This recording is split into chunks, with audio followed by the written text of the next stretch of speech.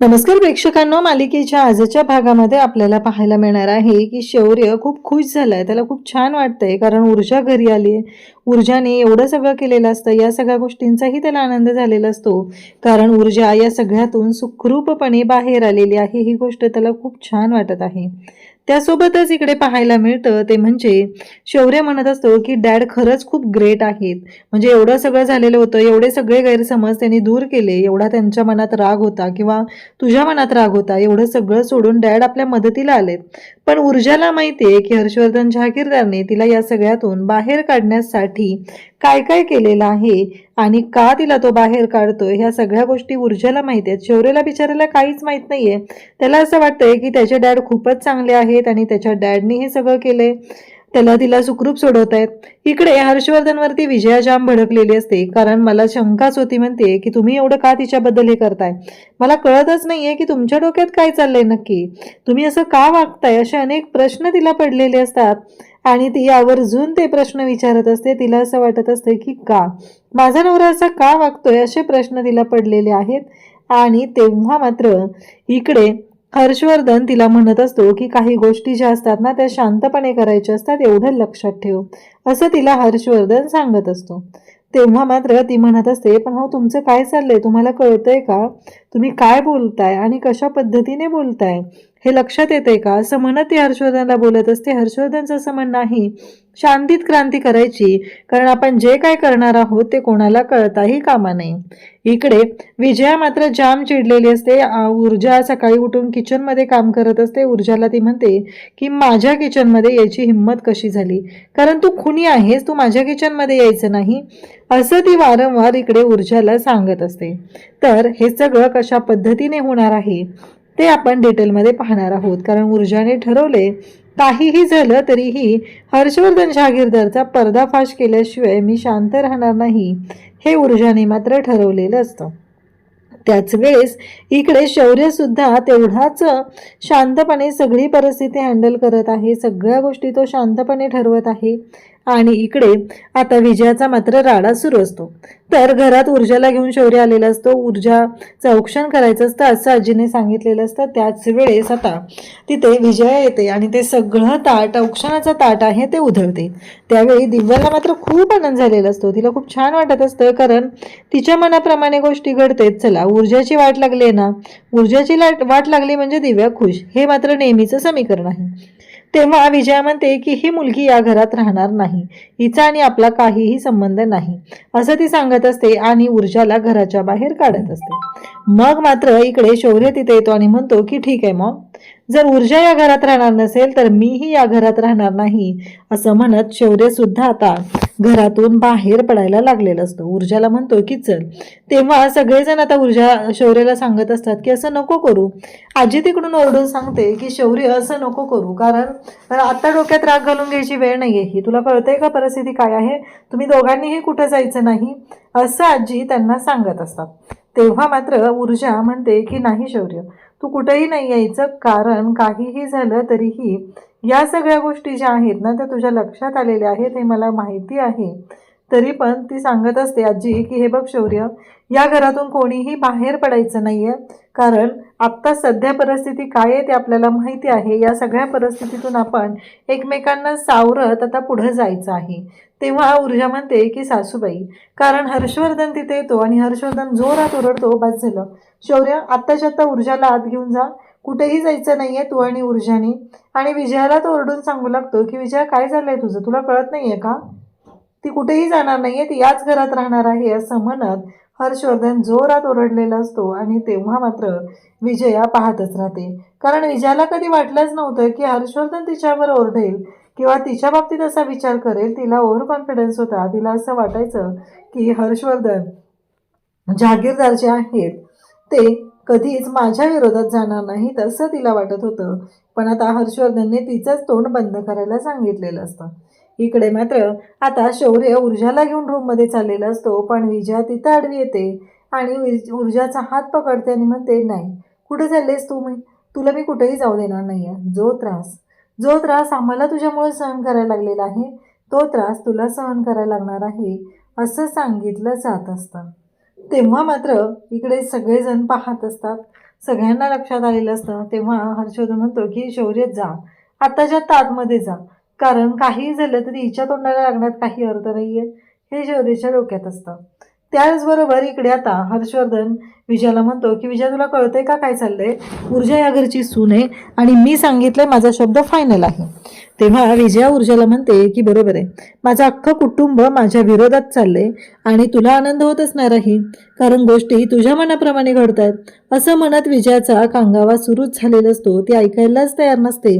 आणि इकडे हर्षवर्धन मात्र विजयाला म्हणत असतो की बघ, जे काही होतंय ते चांगल्यासाठी होतं, एवढे लक्षात ठेव. काहीही झालं तरीही तू चुकीचा अर्थ काढू नकोस, असं हर्षवर्धन तिला सांगत असतो, कारण तुझी इच्छा आहे ती लवकरच पूर्ण होईल असंही सांगितलं जात असतं. तेव्हा मात्र इकडे हर्षवर्धनचं हे बोलणं ऐकून विजया म्हणते, काय मला काही देणं घेणं नाहीये त्याच्याशी, कारण आता विजयाला कळलेलं असतं की इकडे ऊर्जा घरी आलेली आहे आणि ऊर्जा सगळ्या जबाबदाऱ्या हातात घेणार, म्हणून तर तिला या सगळ्या गोष्टींचा त्रास होत असतो. त्याचबरोबर इकडे पाहायला मिळतं की हर्षवर्धन एवढं समजूनही ते ऐकायला तयार नसते. इकडे शौर्य ऊर्जाला घेऊन रूममध्ये आलेला असतो आणि ऊर्जाला म्हणतो की बस, आणि म्हणतो की बाहेर जे काय झालं ना ते मला पटलेलं नाहीये.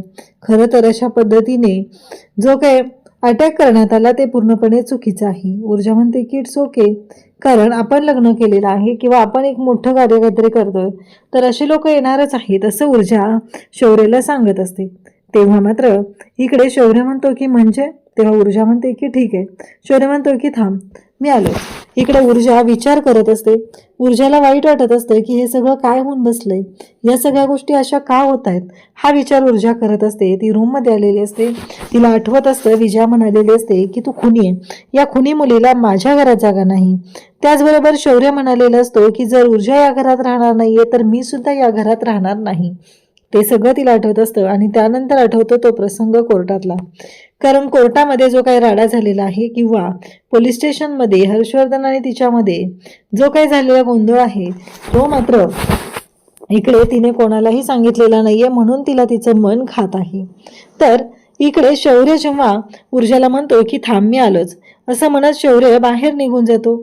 ऊर्जा विचार करत असते. हर्षवर्धनने तिला सांगितलेलं असतं की काहीही असलं तरीही काही महत्त्वाच्या गोष्टी आहेत, त्या लक्षात घे, असं सुद्धा सांगितलं जातं.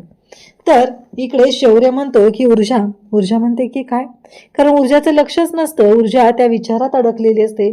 ऊर्जाला असं जाणवत असतं की काही झालं तरीही ऊर्जा म्हणत असते की नाही, आता मी हर्षवर्धन जहागीरदारला शब्द दिलेला होता. ऊर्जाला वाईट वाटू लागतं. ऊर्जा म्हणू लागते की हे सगळं काय होऊन बसले, कारण हर्षवर्धन जहागीरदारने तिच्याकडनं वदवून घेतलेलं आहे की आत्ता ती घटस्फोट घेणार, त्याचबरोबर वकिली सोडणार, शौर्याला सोडणार, या सगळ्या गोष्टी त्याने तिच्याकडून वदवून घेतलेल्या आहेत. एवढं सगळं झालेलं आहे तरीही अशा पद्धतीने आता हर्षवर्धनने जी काही धमकी दिलेली आहे त्याच्यामुळं ऊर्जा थोडीशी शांत झालेली आहे. ऊर्जाला कळत नाहीये की काय निर्णय घ्यायचा आणि काय करायचं. ती घाबरलेली सुद्धा असते आणि ढसाढसा रडायला सुरुवात करते.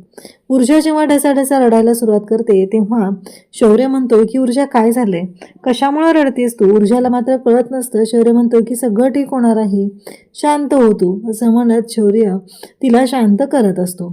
तर इकडे पाहायला मिळतं ते म्हणजे ऊर्जा आणि शौर्य तिला समजवत असतो, पण ऊर्जाने एका शब्दानेही तिथं बोलून दाखवलेलं नाहीये की ती का रडतीये किंवा काय झालेलं आहे, तिला कशामुळे रडू येतं, या कुठल्याच गोष्टींचा तिथे काहीच अर्थ नसतो. शौर्य जातो, पाण्याचा ग्लास घेऊन येतो आणि शौर्य आल्यानंतर ते पाणी जे आहे ते ऊर्जाला खूप रडू येत असतं. तिला खूप वाईट वाटलेलं असतं, कारण हर्षवर्धनला तिने कुठल्या अटी मान्य केले, ज्या माणसाने तिला यामध्ये अडकवले, ज्या माणसामुळे तिच्या बाबांचा मृत्यू झालेला आहे, त्या माणसामुळे हे सगळं झाले आणि आज तिने त्या माणसाच्या पायावर डोकं ठेवलेलं आहे आणि अक्षरशः त्या माणसाला सगळ्या गोष्टी त्याच्या मान्य करत हे जे काही केलेलं आहे त्यामुळं ऊर्जाला मात्र खूप वाईट वाटलेलं असतं. आणि त्याचबरोबर ऊर्जा मात्र खूप रडवेली झालेली असते. तेव्हा शौर्य तिला समजवत असतो. शौर्याला असं वाटत असतं की नाही, असं काही नसणार आहे, फक्त आत्ता ती घरी आली म्हणून भाऊक झाली असेल, परंतु शौर्यला कुठं माहिती आहे की नक्की काय प्रॉब्लेम झालेले आहेत, तिला कुठल्या गोष्टीचा त्रास होतोय, हे शौर्यला अजूनपर्यंत माहीतच नाहीये. शौर्यला फक्त एवढंच वाटत आहे की ऊर्जा डिस्टर्ब झाली, आपण तिला सांभाळलं पाहिजे, एवढंच डोक्यात असतं. आणि मग ऊर्जा रडत असते. तेव्हा शौर्य म्हणतो की अगं शांत हो ऊर्जा, मान्य आहे मला आता जे घरात झालं ना ते मला नाही आवडलेलं, मला तुझं छान असं स्वागत करायचं होतं, पण ते स्वागत मी माझ्या पद्धतीने करणार आहे, असं शौर्य तिला समजवत असतो. तेव्हा मात्र ऊर्जा म्हणत असते की शौर्य, मला कळत नाहीये की हे सगळं काय होऊन बसलंय. शौर्यला पण वाटत असतं की ऊर्जाच्या बाबतीत हे सगळं काय झालंय, त्याला सुद्धा तिची काळजी वाटत असते आणि म्हणूनच या सगळ्या गोष्टी सुरू झालेल्या असतात. इकडे ऊर्जा आता थांबलेली आहे. शौर्य म्हणतो की मी आलोच, असं म्हणत शौर्य आता बाहेर जातो आणि शौर्य तिच्यासाठी औक्षणाचा ताट वगैरे घेऊन येणार असतो. हातामध्ये तिच्या फोटो असतो आणि तो फोटो ती पाहत असते. शौर्य आणि तिच्या लग्नाचा तो फोटो, जो फोटो ऊर्जा जेव्हा जेलमध्ये होते तेव्हा शौर्य तो फोटो घेऊन बसायचा. त्याला खूप वाईट वाटायचं. ऊर्जाची जी अवस्था झाली ती अशी नको होती व्हायला, असं त्याला वाटत होतं आणि त्यामुळं तो सुद्धा डिस्टर्ब असायचा. तर इकडे आता हर्षवर्धन तिथे येतो. ऊर्जा त्या फोटोकडे पाहून हसत असते. हर्षवर्धनला मात्र खूप राग आलेला असतो. हर्षवर्धन म्हणत असतो की आता बरं वाटतंय ना, म्हणजे आता छान वाटतंय ना, खुश आहेस ना आता तू? नाही, तुला सोडवून आणलंय, पण एक गोष्ट लक्षात ठेव, म्हणजे घरातल्या सगळ्यांनी वाद घातला, यामध्ये ऊर्जाचा काय दोष आहे? पण कारण नसताना हर्षवर्धन ऊर्जाला दोष देत आहे. त्याचं असं म्हणणं आहे की या सगळ्या गोष्टी ज्या आहेत ना, या सगळ्या तुझ्यामुळे झालेत.